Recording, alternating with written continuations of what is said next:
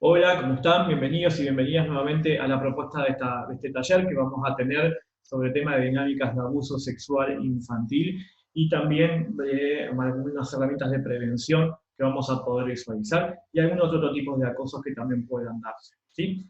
Bien, vamos a tener en presente que vamos a hablar de algunas definiciones, vamos a tener, digamos, un esquema para presentar todo esto.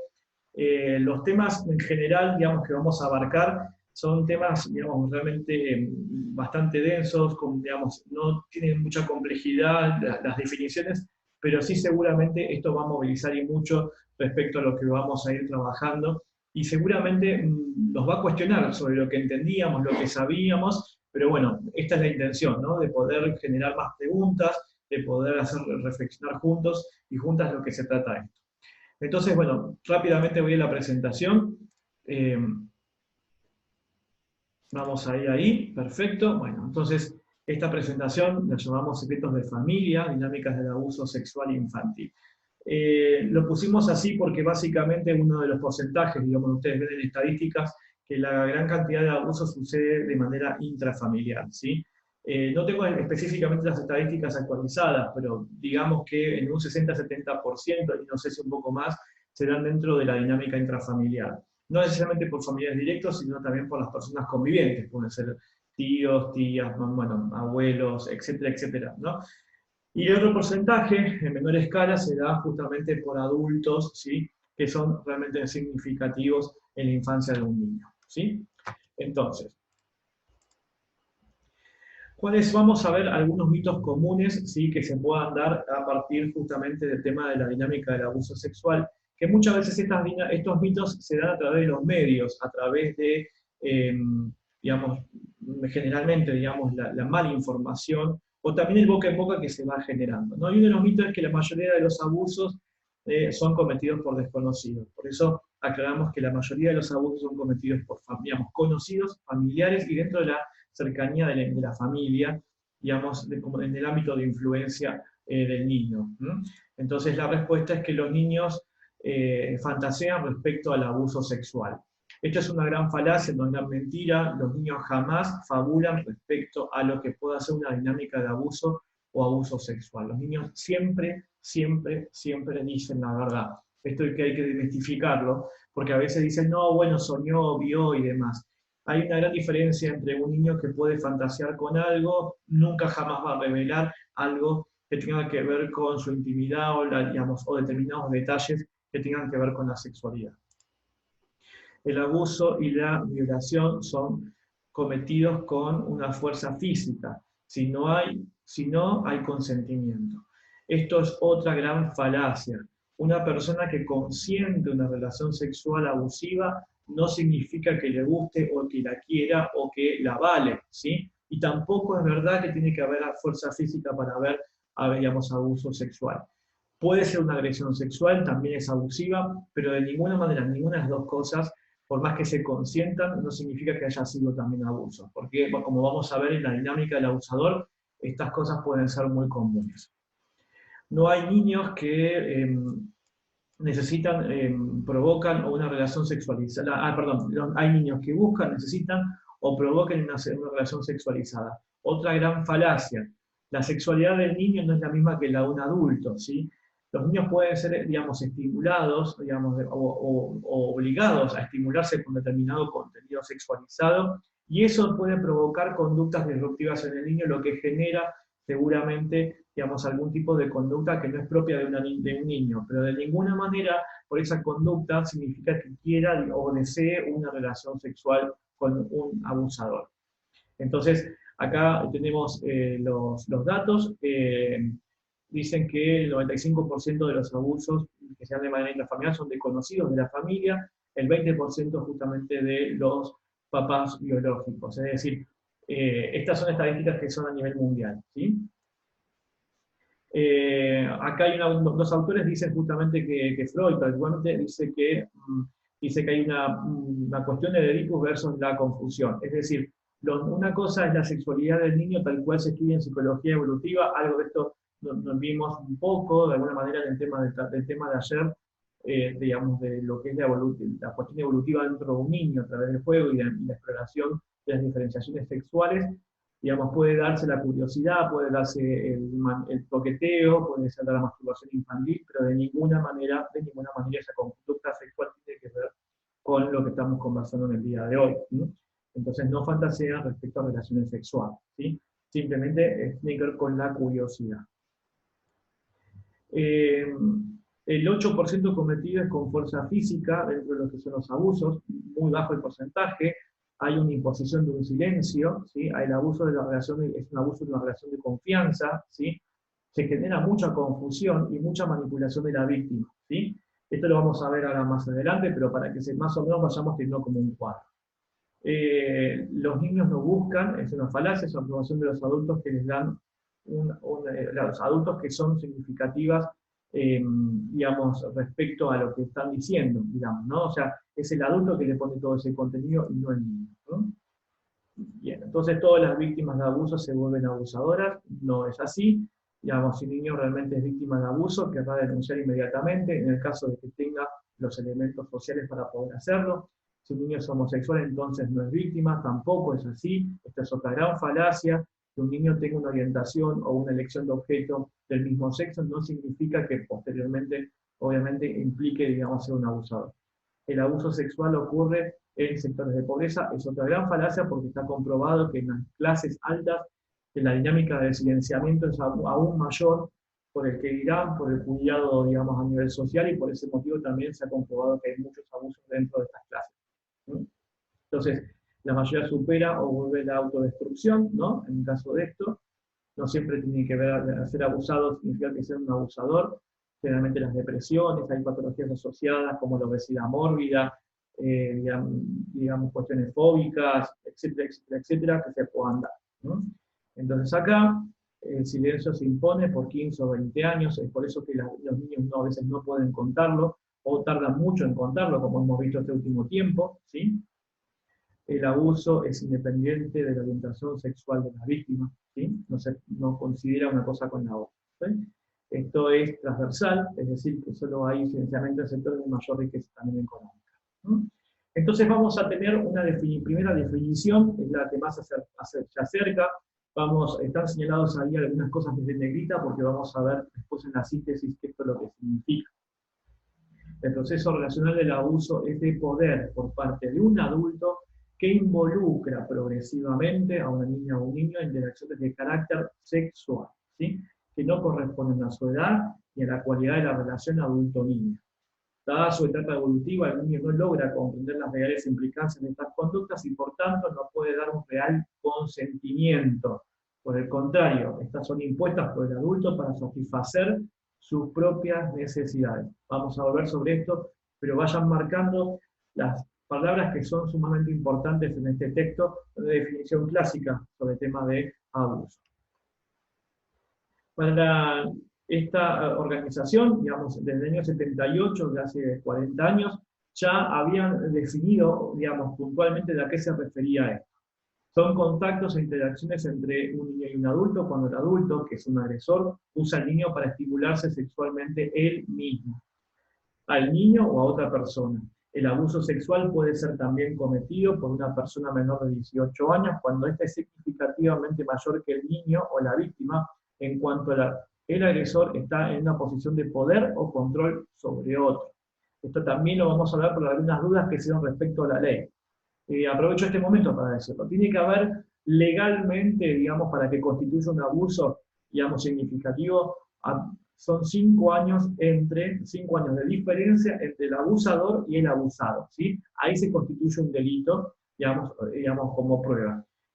Si en el caso de que fuera menor esa cantidad de edad, porque por ejemplo fuera un niño de 10 años o uno de 11 años con uno de 5, de 6, digamos, dentro de lo que es el trabajo y el trato, digamos, con el niño, digamos, y porque es menor a 5 años, el niño obviamente de 12 años no puede ser judicializado por esto, pero sí se trabaja sobre la dinámica de abuso. Probablemente lo que generalmente sucede es que los niños que tienen, digamos, una sexualidad tan preponderante es porque han sido en algún momento, y esto no significa que sea así en todos los casos, pero probablemente haya sido él víctima justamente de alguna situación abusiva que haga que de pronto, digamos, quiera cometer lo que sufrió de manera pasiva, de manera activa, hacerlo con alguien menor, ¿sí? Pero tiene que haber 5 años de diferencia para que constituya así un abuso. En cuanto a lo que es condenable por la ley, tiene que, digamos, a partir de, digamos, de esta diferencia. Respecto a lo que tiene que ver con la psicología y con el trabajo, eso que hay que hacer justamente con las víctimas, particularmente nosotros lo tomamos también, por más que haya menos diferencia también, porque implica, digamos, algo que sucedió en la vida del niño. Esto simplemente lo pongo como una aclaración. De todas maneras, tenemos el foro para poder hacer las preguntas, ¿sí? Entonces, el abuso de poder y el abuso sexual, ¿sí? Porque están íntimamente ligados estas dos cosas. Posibilidad o capacidad de una persona para modificar los actos, situación, voluntad, pensamiento, concepciones de una o varias personas en base a una simetría o contexto asimétrico, a través de algún acto y con consecuencias para las personas o grupos de personas.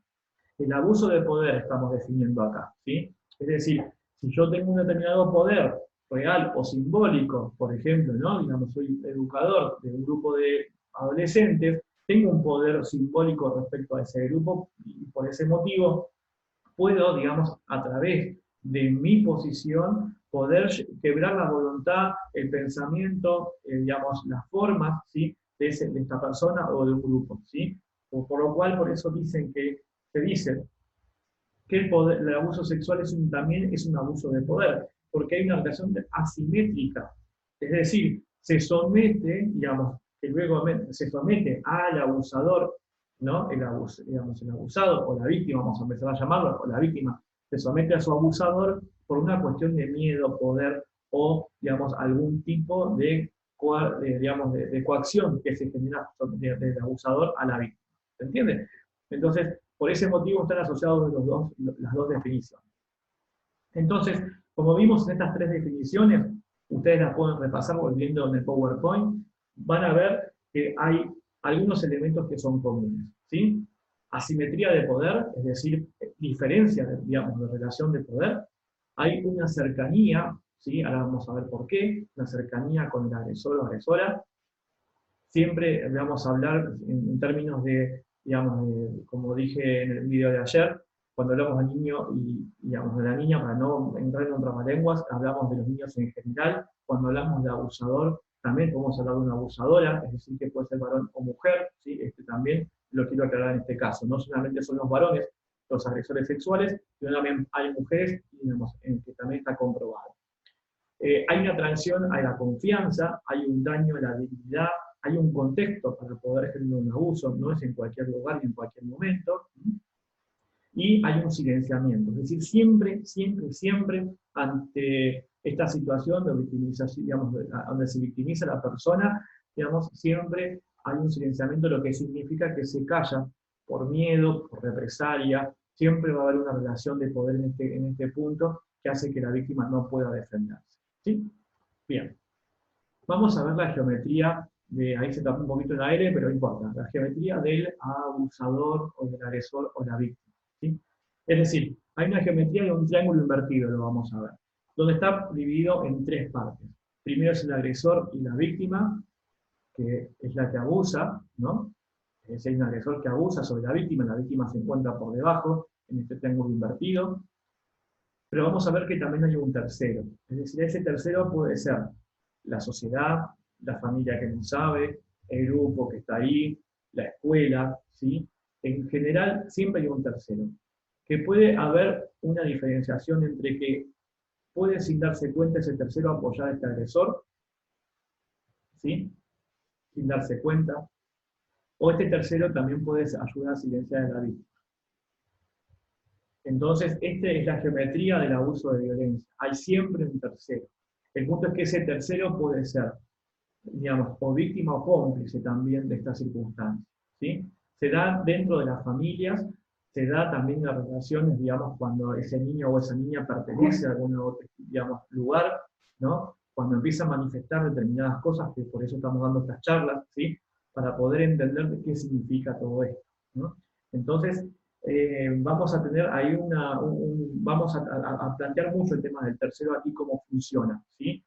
Porque no necesariamente, digamos, el tercero puede ser que no se entere ¿no? Puede ser que no, pero siempre un niño empieza a manifestar, un niño o una niña empieza a manifestar de alguna manera que algo en su vida está sucediendo. El tema es ese tercero, si lo ve. Cuando se entera, bueno, cómo actuar, de qué manera, esto lo vamos a hablar sobre el final. Entonces, el primer punto, ¿no? ¿Qué pasa con esto del silenciamiento? ¿No? Hay un proceso. El silenciamiento no se da de un día para el otro, ¿sí? Vamos, antes de aclarar, para que realmente comprendamos que no cualquier abusador va a tomar a cualquier niño, ¿sí? Generalmente, y esta es una generalidad, tengámoslo así, siempre va a buscar a aquel niño que es mayormente solitario, de que no tiene como una contención familiar, de que son estos niños que sufren determinado tipo de abandono, o las familias no les prestan atención. Generalmente son niños que demuestran mucha necesidad de afecto, ¿sí? Son niños que realmente van a buscar siempre la figura de un adulto como para poder identificarse. Entonces, el niño tiene como un perfil, digamos, ¿no? Que justamente es la falta de familia detrás. Entonces, por ese motivo, generalmente, digamos, los abusadores saben detectar claramente, que no vamos a hablar hoy del perfil del abusador porque realmente sería irnos mucho del tema, pero para que quede claro, son este tipo, digamos, de personas, de niños que van a ir a buscar, ¿no? Mientras más niño sea, mientras menos edad tenga, justamente menos posibilidad de defenderse tiene. Así que no significa solamente que no haya una familia presente, ¿sí? Pero en líneas generales, cuando se buscan niños un poquito más grandes, digamos, ahí es donde lo que va interviniendo mucho, que porque el abusador va primero a entrar en una relación de confianza, de poder y de confianza. Primero va a generar un espacio donde el niño se sienta muy a gusto con él o con ella, ¿sí? Entonces, por ese motivo están buscando este tipo de perfil. Entonces, lo primero que va a suceder, vamos a ver todo el cuadro, qué es lo que sucede con el silenciamiento, ¿sí? Primero aparece el miedo, ¿sí? El miedo acá, digamos, hacemos referencia a que siempre hay una amenaza de que si habla algo va a suceder. Generalmente estas amenazas son creíbles porque puede ser como que si hablas, le voy a decir a todo el mundo que te gustó, o si hablas, a tu mamá o papá le va a pasar algo, si hablas le va a pasar lo mismo a tu hermanito. Estos son relatos que cuentan las víctimas, ¿sí? Entonces, de alguna manera se instala el miedo, una vez terminado el abuso, se va instalando el miedo de que esto no es así. Lo segundo que aparece, como miramos aquí, es la culpa, ¿sí? Es decir, una vez instalado el miedo, se lo victimiza, digamos, se lo culpabiliza a la víctima, el abusador, digamos, culpabiliza a la víctima diciendo, esto te pasa porque a vos te gusta, esto es lo que vos querés, yo no quería esto, ¿sí? Entonces, de esa manera, digamos, aparece justamente esa circunstancia ahí de culpa, es decir, que la víctima empieza a sentirse como muy culpable y empieza a creer que esto es así.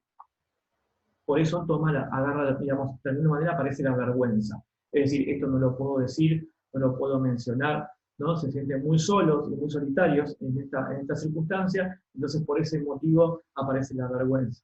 Entonces aparece después la desconfianza, porque si un adulto me hizo esto, otro adulto no puedo confiar, digamos, no podría confiar en otra figura de otro adulto. Por eso queda encerrada la víctima en una cárcel que tiene que ver con todo esto.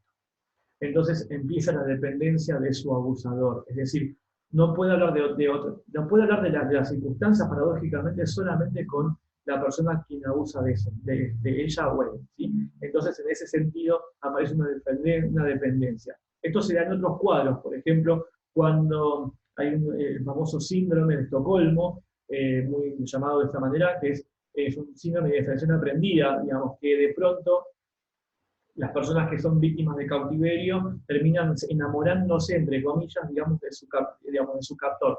¿Por qué? Por el miedo, justamente. Entonces se empieza a ver como una relación de dependencia ahí, ¿sí? Y después aparece en el silenciamiento una amnesia traumática, es decir, es tan disruptivo, rompe, digamos, con la posibilidad de que un niño pueda pensar sobre lo que le está sucediendo en su propio cuerpo, que no queda otra que entrar en una amnesia traumática, por lo cual aparecen estas cosas de las lagunas, la falta de recuerdos así como desfigurados, ¿sí? Aparecen las dudas, que se dan justamente a veces en los juicios con respecto a esto sobre abuso, de que no me acuerdo bien, recuerdan flashes de situaciones, no recuerdan todo. En mi trabajo con víctimas ya adultas, ¿no? He trabajado con niños también, pero con víctimas adultas que lo han vivido en su infancia, una de las primeras cosas que aparece, yo no recuerdo todo. Aparecen sombras, aparecen circunstancias, aparece el miedo, aparecen todos estos elementos, pero no recuerdan claramente qué es lo que les sucedió. Y por eso muchas de las personas creen que todo esto lo han fantaseado, y no es así. Realmente lo han vivido, pero el cerebro, la mente, tiene un resguardo, como un switch ahí, digamos, de protección que hace que, digamos, automáticamente vayan a la amnesia porque el dolor que se genera, el trauma que se genera es tan fuerte que de alguna manera el cerebro se desconecta. Esto lo vamos a ver después en las víctimas puntualmente de abuso, en algún caso que les voy a contar.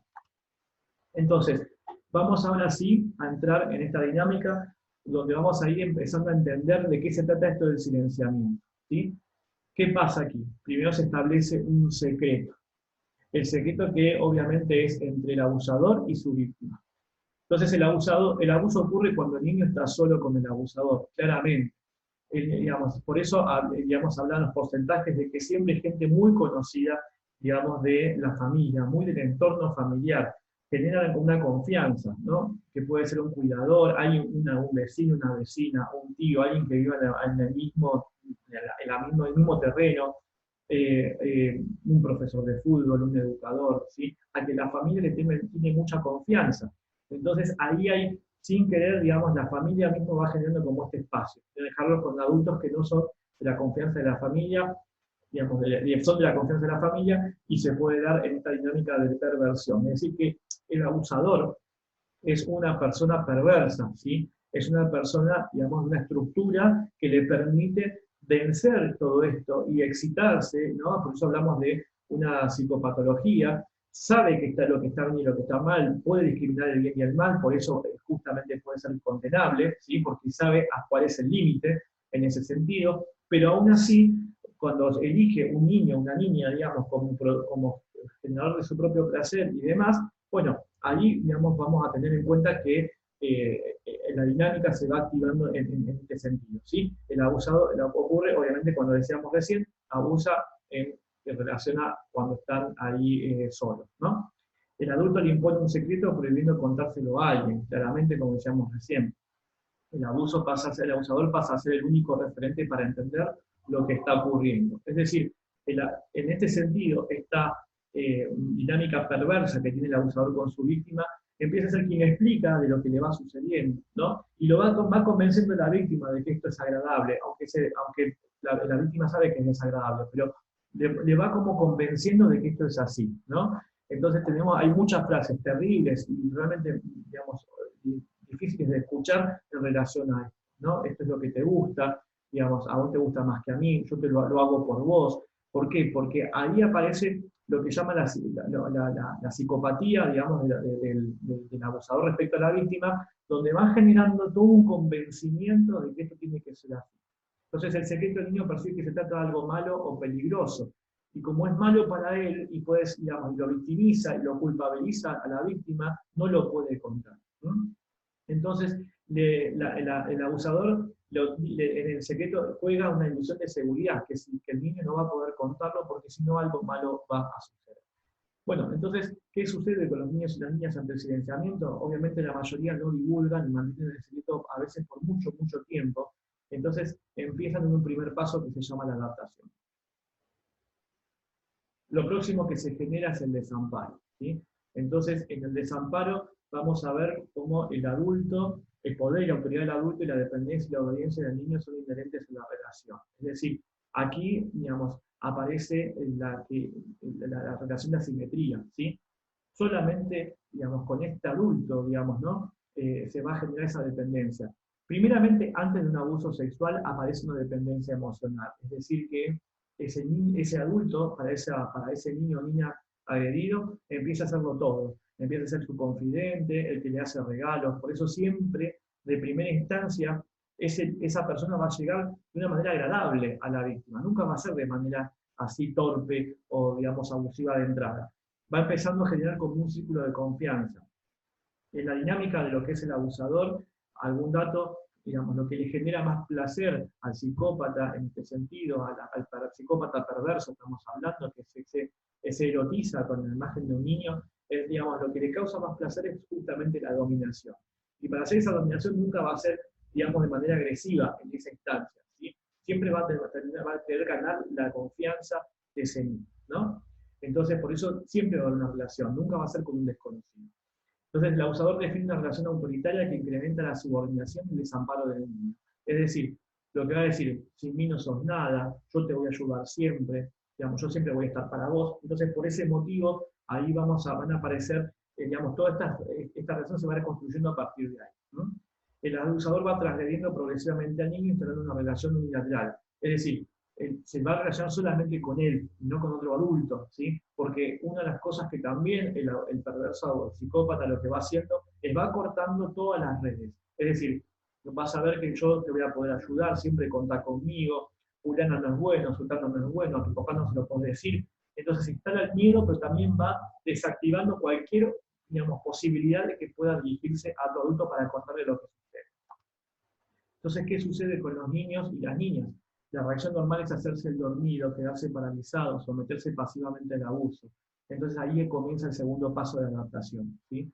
Con todo este miedo instalado, muchas veces los niños y las niñas que son abusados dicen que no pasa nada, que acá no pasó nada, cuando sucede de noche, se van sometiendo lentamente, digamos, y porque el trauma lo que genera es una parálisis, no pueden reaccionar, no pueden hablar.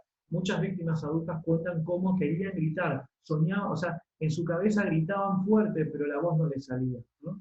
Que justamente tiene que ver en este sentido con la parálisis que se genera por el trauma, porque imagínense que es algo que es disruptivo, no está, el cuerpo, el psiquismo de un niño no está preparado para poder decodificar qué es lo que está sucediendo.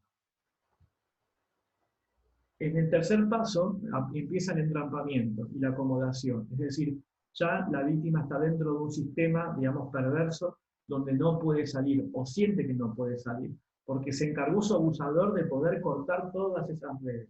Entonces, en el curso del abuso crónico, cuando decimos crónico es porque fue más de una vez, no hay salida, la única opción es aprender a aceptar la situación para sobrevivir. Entonces muchas víctimas cuentan que digamos, ya se disponían a la determinada hora o a determinado lugar porque sabían que venía su abusador a abusar de ellos. Porque no queda otra. Digamos, se les va cortando toda la situación posible digamos, de poder decir y demás, y lo que va quedando es justamente, aquí es donde empiezan a aparecer los síntomas también en los niños abusados. El niño desarrolla estrategias de supervivencia que trasladan a la confusión y un impacto traumático. Entonces aparecen distintos tipos de trastornos que pueden justamente empezar digamos, a dar cuenta de lo que le está pasando. Están de la tristeza y la angustia que sienten, que empiezan a aparecer patologías asociadas que podrían ser de cualquier otra manera. Las automutilaciones, como por ejemplo cortarse, lo que se llama cutting, cortarse los brazos y demás, es una posibilidad. No siempre, digamos, y esto queda claro porque en los adolescentes esto es muy frecuente, digamos, tiene que ver específicamente con la dinámica abusiva. Es uno de los síntomas, ¿sí?